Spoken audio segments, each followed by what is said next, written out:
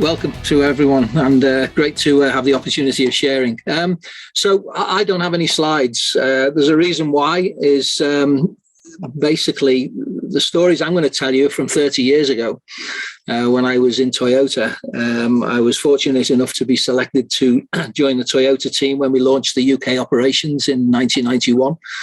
And I was head of machining, so in charge of the machining shop for 5 or 6 years, and then went on to what we call member development, which was a program framed around developing leaders and team leaders in the organization. So what I really wanted to share was, I won't say too much about myself. Obviously, you know a little bit about my background in Toyota now, and now I operate as a business improvement coach and leadership and management development coach with different organizations.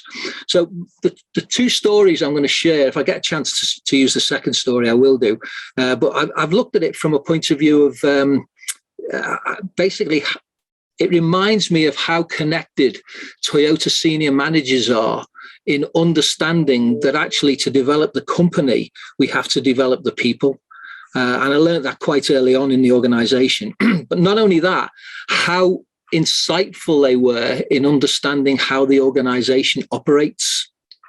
And we used to get visits every year at Toyota from a guy. Well, we used to get several visits from senior executives, but one of the ones that came was a guy by the name of Nakayama-san. And Nakayama-san was very, very high up in the TPS group and the OMCD, you know, the group which was developed and designed around teaching people more around Toyota's thinking way and management systems and that. And he'd been trained directly from Taiichi Ono.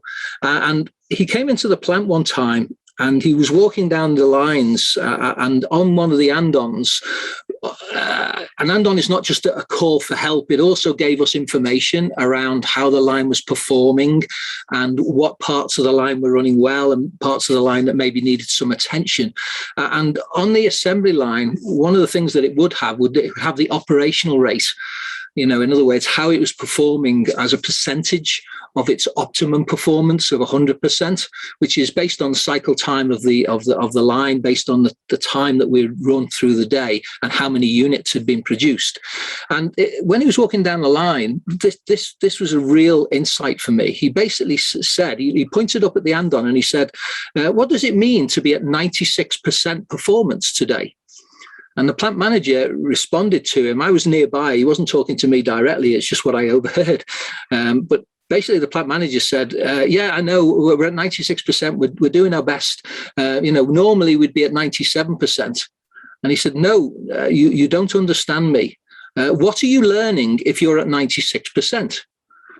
And the plant manager said, well, we have a lot of issues and we're dealing with these and, you know, we're a couple of percent down. And he said, no, I'd like to explain this another way. He said, what are you really learning if you're operating at 96%, but you should be at 92%? And who has ever heard an executive basically criticize somebody for being higher than their operational performance? Now, that was a huge insight for me because basically in his mind, after 2 years of operating, he was actually saying, you are hiding your problems if you're operating above 92% as an assembly line. And that was unbelievable. And he was asking questions, talking about, well, what did you do yesterday? And what did you learn? And basically, we couldn't really answer him because none of our improvement performance was visual anywhere. And as a result of that, we started to actually produce a lot more projects which were much more visual on the line about what we were doing and how we were operating. And he left us with this comment. He said, I want to see how you're thinking about how you will overcome your operational problems. He said, I don't want to see your performance. I want to see how you're thinking. And that really, for me, I mean, we never really understood Kata in the way that everyone talks about it now. Mike rather codified how Toyota operated. And that was a real insight for me, just the idea that he was using questions to cause us to think. But the questions that he was asking was really fundamentally around scientific thinking. What are you learning? What are you applying? And that was huge. And he was using questions such as, what do you need to learn in order to make the changes you need to make? And they were very, how would I put it? They were very obscure questions for us at that particular time. And what it really made for me as a person is it made me recognize that actually learning is a lifelong ambition. You need to commit to learning continually. And really, I would say over the last 20 odd years, since leaving Toyota, I've probably invested at least 2,000 to 3,000, sometimes 5,000 a year on my own personal development, whether it's being involved in certain projects or volunteering or through courses or books, audios, videos, and things like that, because it's all about learning. And I think Kata is one of those things which actually engage the environment of learning continually. So the second one it's a very quick one, really. I'll give you an example. As a result of that type of education and leadership direction, we were trying to actually work balance a number of different operations around two lines. And I worked in the machining lines where we made all the components that went into engines. They were very automated, lots of CNC machinery. And fundamentally, what we were trying to do was because I was head of machining department, I also had a Japanese coordinator who worked with me for 2 or 3 years. And when we started to actually set this project up, which was balancing the workload across these lines, fundamentally, it was more or less around asking the guys what they wanted to do, how they thought about it. And he said, no, Mike-san, he said, we need to see how they're thinking. So I said, okay, so let's put some flip charts on a wall.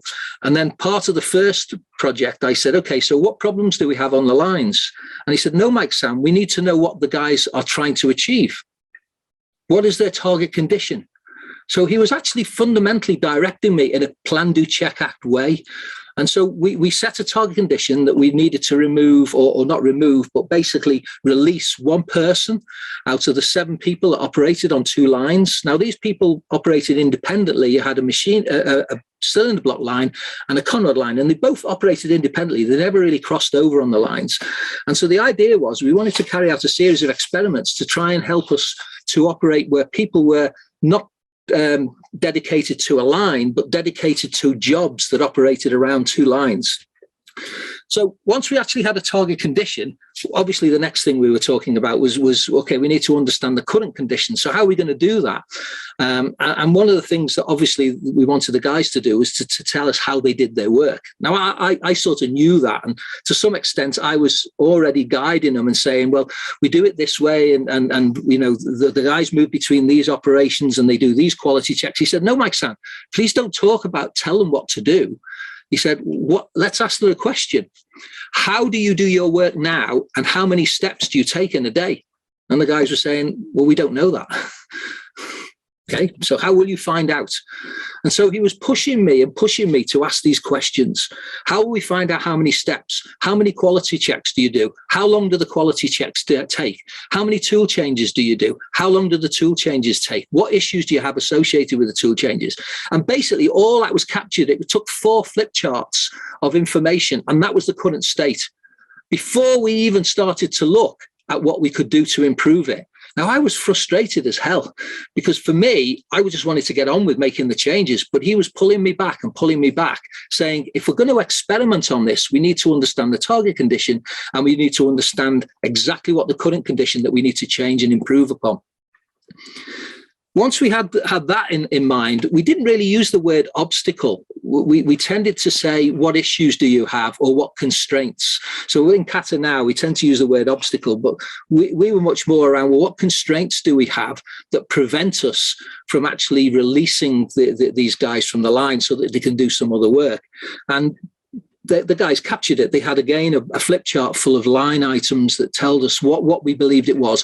How would the guys know from one line to the other which tool changes needed doing? How would they be informed about that?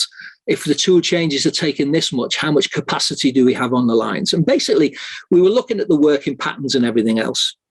So we didn't tend to just carry out an experiment without fully documenting exactly how that experiment worked. So if the guys were going to do tool changes, we had to change something. So, for example, one of the experiments was, if we changed the position of the andon so that both lines could see that andon, would that help the guys? So we ran that experiment for 2 or 3 days, and yes, it made a huge difference.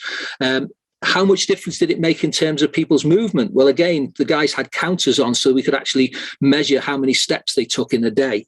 And so we actually identified that we were reducing their steps somewhere in the region of about 22, 23%. And over the whole period of about 8 or 9 days, we ran somewhere in the region of 9 experiments running through, again, one after another. Each day we carried out either a different experiment. Sometimes the experiment lasted 2 or 3 days, and allowed us to understand how we could streamline the tool changes, how we could operate the quality checks across the 2 lines, how we could change the way that we replenished the components that went into there, how moving the andon actually gave us better visibility. And basically, as a result of those experiments, we were able to learn a bit more around how those lines could operate with less people. Now, the real benefit of that is we understood a lot more around the quality checks and how we train quality checks. So that completely changed. That improved the operation for that. Obviously, the andon position was part of it. We also found, or the guys found, that actually there was zones of the line that had a far more activity than others, which actually meant that we could actually make some changes in the fundamental structure of the lines, which enabled people to be more located in parts of the line more often through the day. We also found out that, or they also found out that actually some parts of the line we needed more audio to tell them that the andon was calling for them. But fundamentally, over the whole period of around 8 to 9 days, we found out that we could release 2 people off those 2 lines. And those 2 guys then went on through the other 6 or 8 lines that we had. We had 8 lines in total. The first 2 lines we operated. The other 6 lines, we basically then moved through crankshaft line, camshaft line, cylinder block line, cylinder head line, small parts lines. And they actually then became the experimenters, or the lead experimenters, which we would now know as second coaches. But they were the guys who were fundamentally then taking it forward. Now, the reason I'm saying that is that's how Toyota approaches Kata. It doesn't think about Kata, but what you've got to think to yourself is, this is plan, do, check, act. This is how they operate. And you can see really how Mike Rother took, by observing that information and the types of questions that the leaders and the managers were asking, how they were moving into more of a scientific approach, A, because it was documented, B, because the questions were being asked, C, because we were continually experimenting and finding out what we learned from the experiments, which enabled us to put improvements in place. And as a result of that, how were the guys taking that forward? And they were becoming more capable of then taking that forward on other lines, which meant that they themselves were learning the skill of coaching and asking questions. Now, I never really understood Kata until Mike Rother wrote the book in 2010. What I did understand was Toyota's way of making improvements, and it was all fundamentally around plan, do, check, act. So I learned really that PDCA, whilst for a lot of people they think of it as being a framework for carrying out activities, I always saw it as a scientific approach. So when Mike Rother wrote the book and we started to talk about Kata, it was so obvious to me what he was trying to do. He was trying to take that learning and pass it on to other people, but in a very structured way that enabled them to apply it, because they didn't have that level of education that a lot of people had in Toyota.